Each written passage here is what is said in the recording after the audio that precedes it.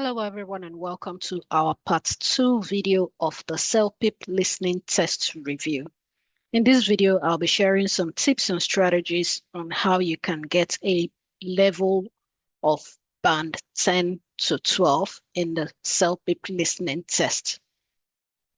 Some points to note is that listening is the first part of the CELPIP test. So there are 4 parts. You have listening, which comes first, and then you have reading, writing, and speaking. For the listening tests, there'll be 38 questions. These are scored questions. Each correct answer will receive 1 point.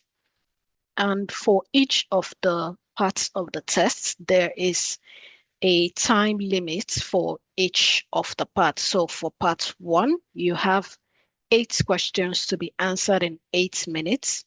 For part 2, you have 5 questions to answer in 5 minutes. Part 3 has 6 questions. Part 4 has 5 questions. If you notice, part 5 has 8 questions, but you have 9 minutes to answer the question. This is because as you progress in the CELPIP listening tests, the passages or the questions becomes more complicated. So you need to take note of the time so that you can prioritize your questions and answer them correctly. Part 6 has 6 questions to be answered in 8 minutes. Like I mentioned earlier, there are 38 scored questions. Each question with the correct answer will receive 1 point. There may be 1 unscored part. If so, you will not know which part is unscored. So you have to try your best to answer all the questions correctly. Points are not deducted for incorrect answers, but always answer every question. The listening test is computer scored, and your CELPIP level is calculated by the computer based on the number of points and the difficulty level of the questions. Score equating ensures fairness.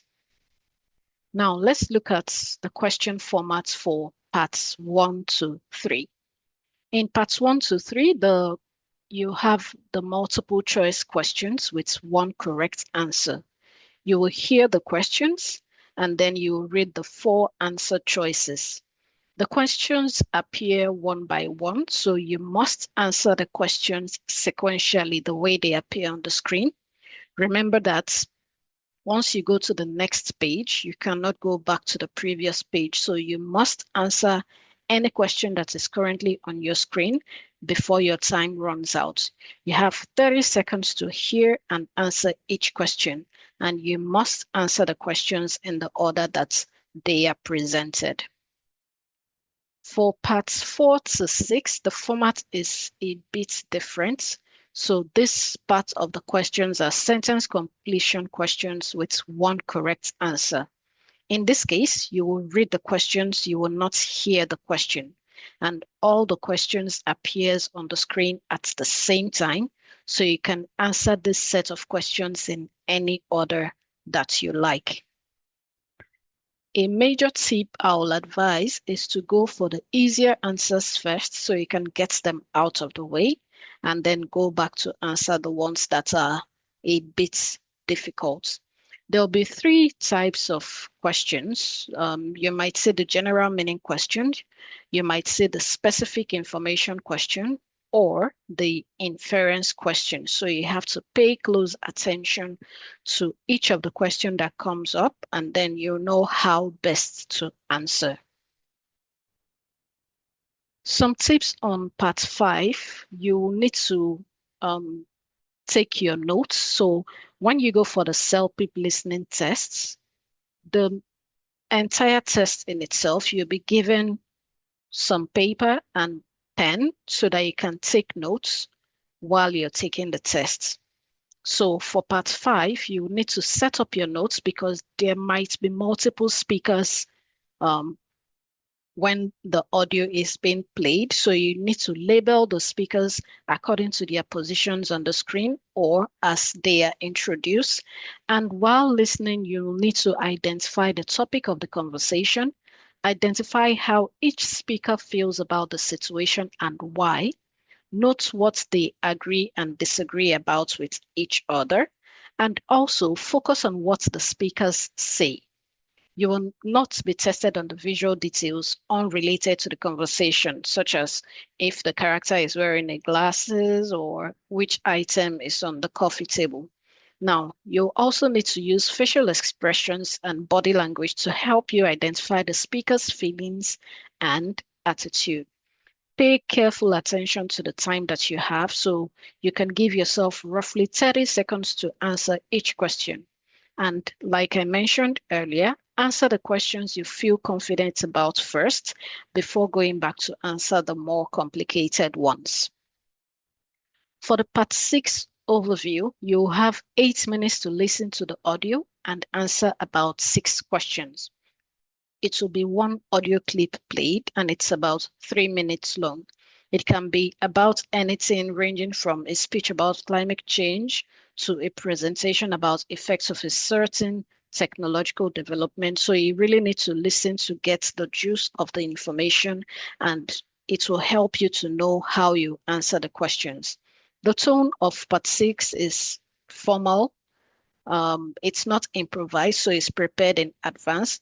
And there will be different informations included, such as possibilities, analysis, concepts, and the speaker will use low frequency and specialized language. Some key strategies to answer this, like always, set up your notes, take notes while the audio is playing, read the introductory statement also for context clues to know how you're going to answer the question. While listening, identify the issue that is under discussion, identify who is mentioned, what their opinions are, and why. Also take note of people's names and use paraphrasing skills to keep your notes brief because it is impossible for you to write down verbatim what the speaker is saying. After listening, answer the questions you feel confident about first. Use clues to determine whether unfamiliar words in the questions are positive or negative, and pay close attention to the time that you have and answer every question. Some other tips I can give to you is before your tests, practice multitasking and speed writing. Now, when I say practice, I mean use a paper and a pen to practice. You won't need to practice on your computer or your laptop. Use a pen and paper to practice speed writing. And when listening to the questions, engage fully in the conversation, note down key details, focus on understanding over note taking in the easier parts like parts 1 to 3.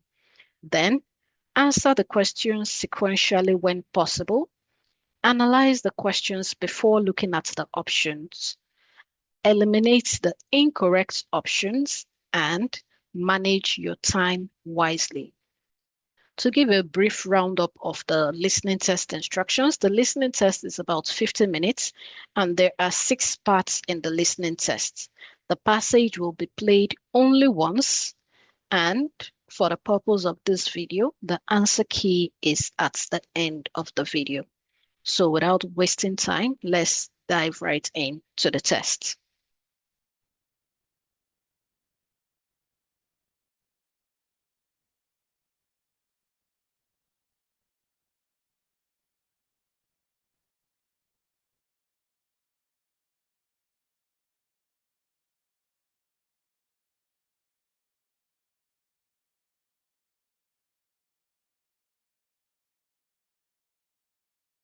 Hey Lisa, I need your help. I'm hosting a dinner party on Saturday, and I just found out that 2 of my guests are vegan. I have no idea what to cook. Oh, that's a tricky one. You could make a vegetable stir-fry with tofu or a chickpea curry. I've never cooked tofu before. Is it easy to prepare? Yeah, just press it to remove excess water, and then fry it with soy sauce. You can also make a salad with quinoa and roasted vegetables. That sounds good. I was also thinking of making a pasta dish. Great idea. Just use a tomato-based sauce instead of one with cheese or cream. Thanks, Lisa. That really helps.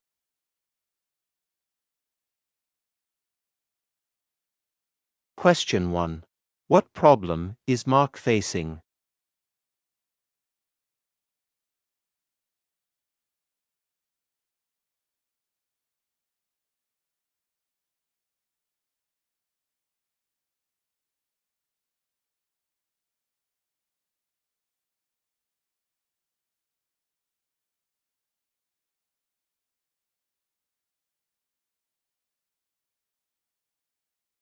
Question 2.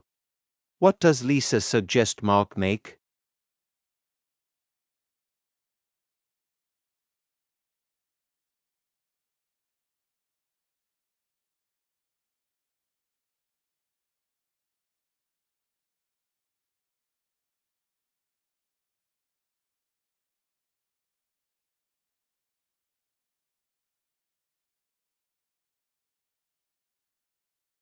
Question 3.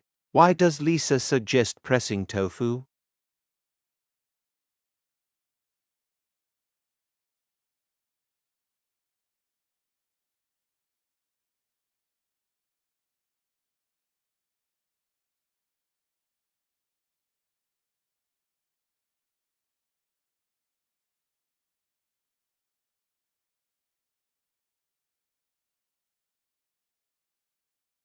Question 4. What kind of salad does Lisa recommend?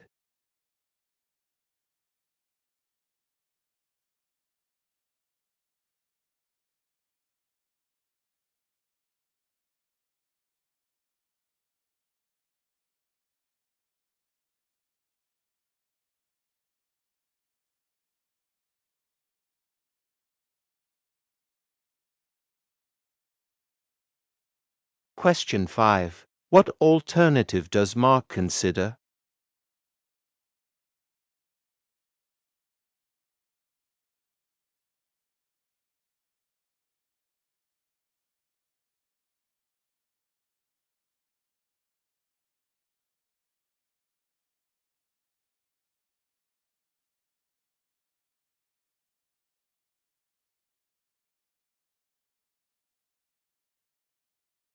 Question 6. What type of sauce does Lisa recommend for pasta?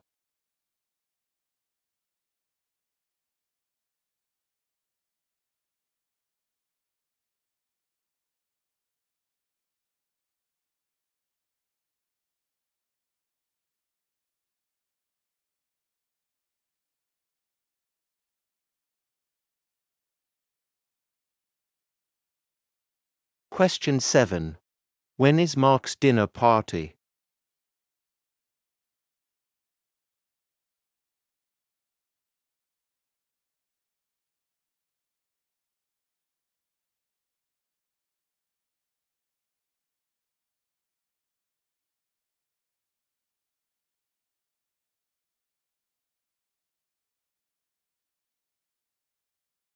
Question 8. How does Mark feel at the end of the conversation?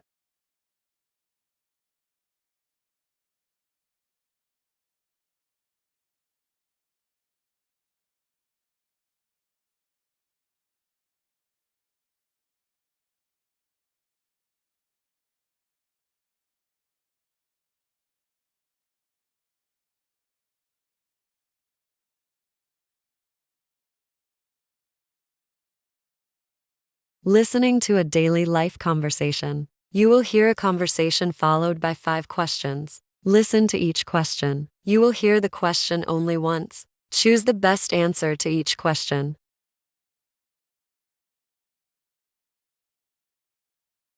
Hey David, did you hear about the new gym opening downtown? No, I haven't. Where exactly is it? It's right next to the coffee shop on Main Street, across from the grocery store. They just finished setting it up last week. Oh, that's really convenient. I pass by that area every day after work. Are they running any special promotions? Yes, they're offering a free 1-week trial so you can check it out before committing to a membership. That's awesome. I've been meaning to start working out, but I always find an excuse to put it off. What kind of facilities do they have?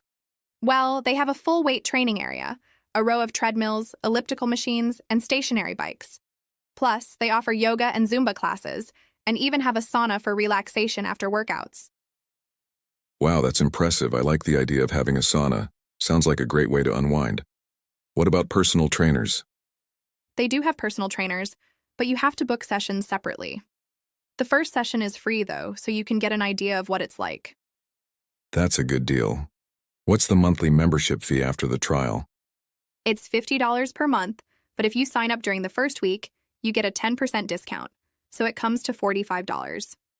That's not bad at all. I've seen other gyms charge way more. Do they have flexible timings? Yes, they're open from 5 a.m. to 11 p.m., so you can fit in a workout before or after work. That's perfect for me. I think I'll check it out this weekend. Thanks for the info, Samantha. No problem. Let me know if you want to go together. Question 1. Where is the new gym located?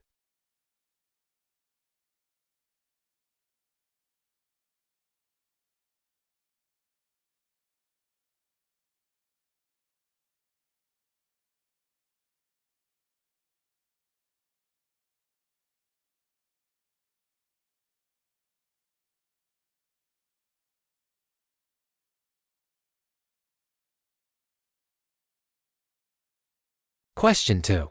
What special promotion is the gym offering?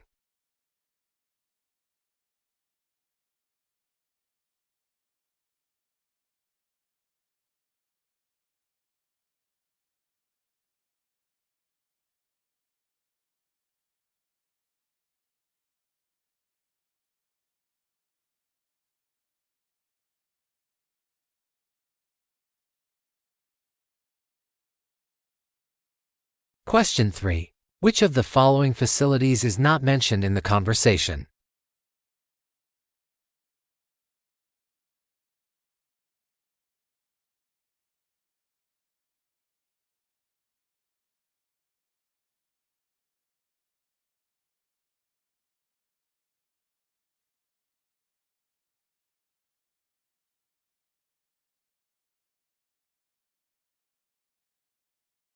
Question 4. What is the cost of the gym membership after the discount?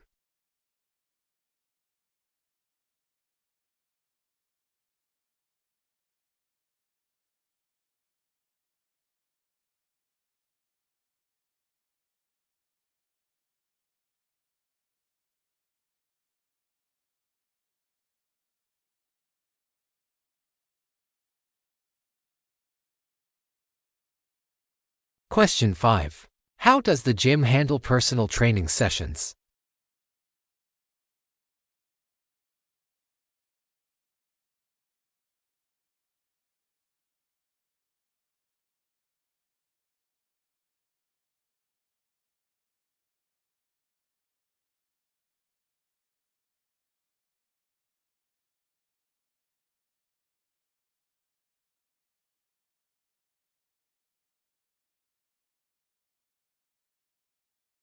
Listening for information. You will hear a conversation followed by 6 questions. Listen to each question. You will hear the question only once. Choose the best answer to each question.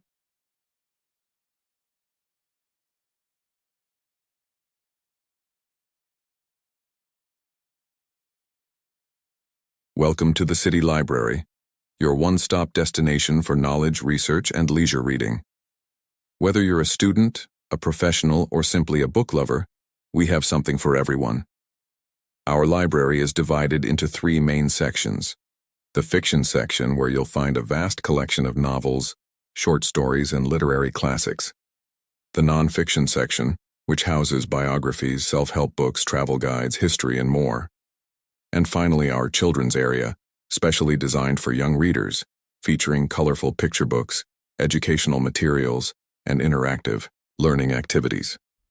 Beyond books, we offer a variety of additional services to enhance your experience. Visitors can enjoy free Wi-Fi, use public computers, or reserve one of our private study rooms for quiet work or group discussions. These rooms can be booked in advance through our website or at the front desk. The library operates Monday through Friday from 9 a.m. to 8 p.m. On weekends, we open at 10 a.m. and close at 6 p.m. When it comes to borrowing books, each visitor is allowed to check out up to 5 books at a time for a period of 2 weeks. If you need more time, you can renew your books, either online through our website or by visiting us in person. Just remember to renew them before the due date to avoid late fees. Additionally, we host weekly events, such as author readings, book clubs, and children's storytelling sessions. Keep an eye on our event board or website for updates. Thank you for choosing the City Library. We look forward to seeing you soon.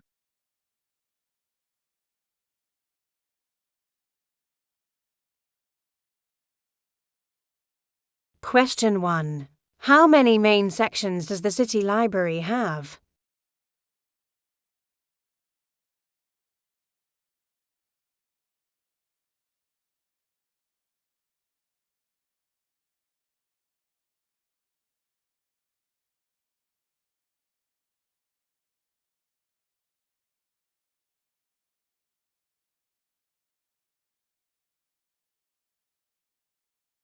Question 2. What additional services does the library provide?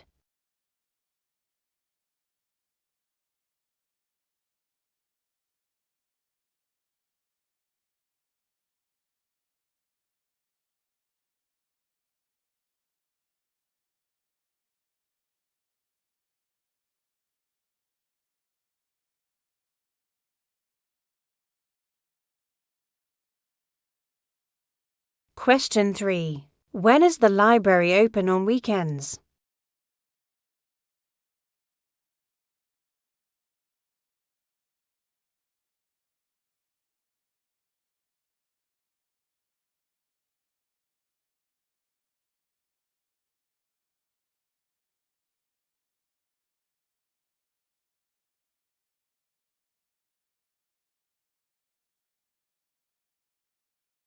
Question 4.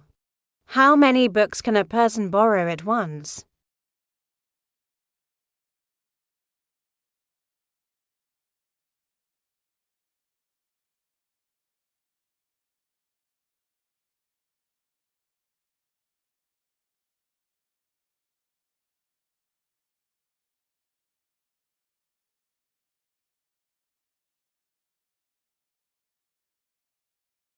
Question 5. How can books be renewed?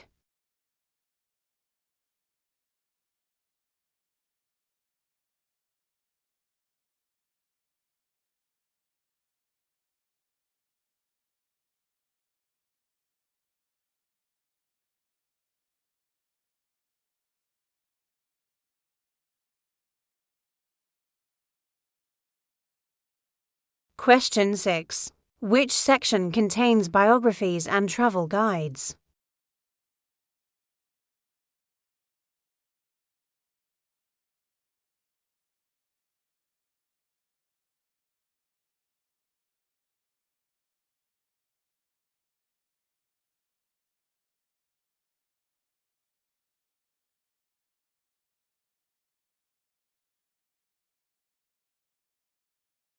Listening to a news item. You will hear a news item once. It is about 1.5 minutes long.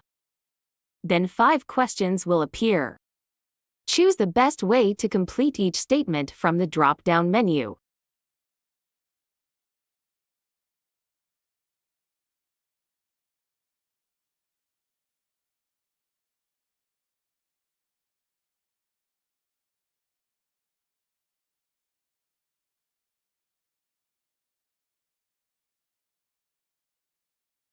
In local news, the city has officially announced plans to develop a new public park in the downtown area.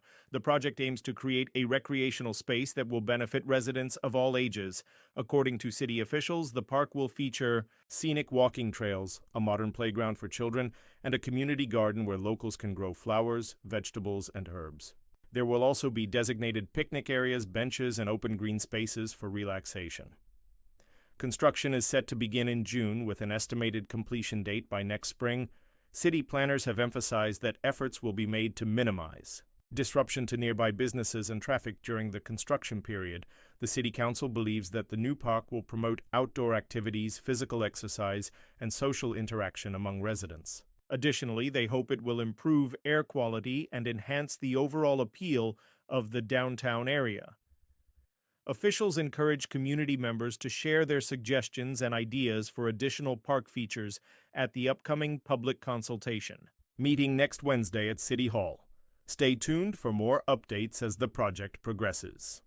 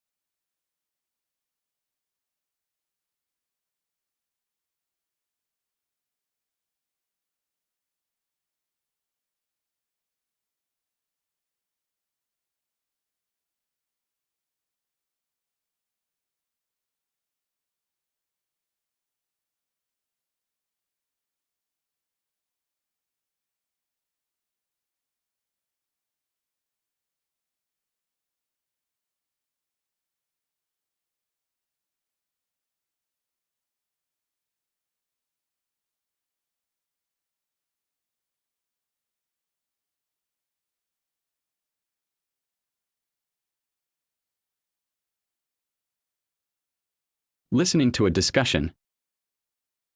You will watch a 2-minute video. Then 8 questions will appear. Choose the best way to answer each question.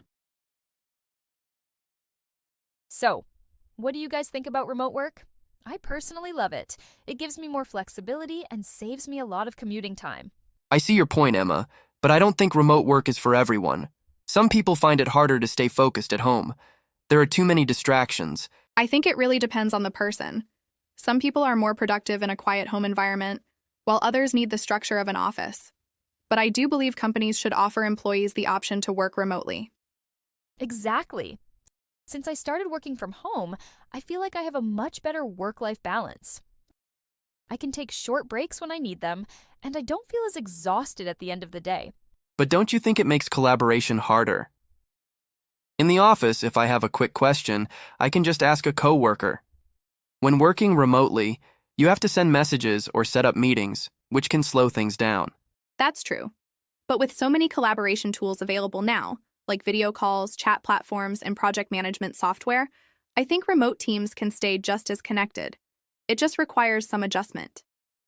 Plus, remote work can actually save companies money. They don't have to rent huge office spaces, pay for utilities, or stock break rooms with snacks. I get that, but what about team culture? When everyone works remotely, people don't bond the same way they do in an office.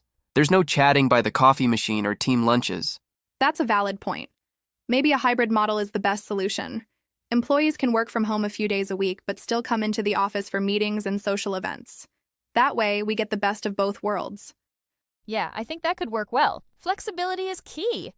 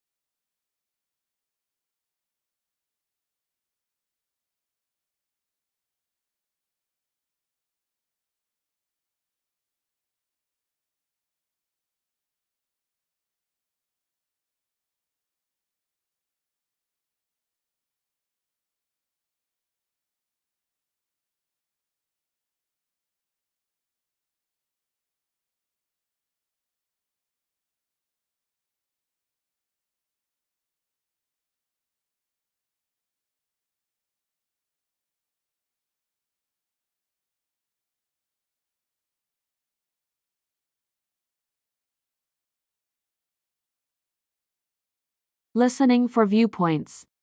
You will hear a report once. It is about 3 minutes long. Then 6 questions will appear. Choose the best way to answer each question from the drop-down menu.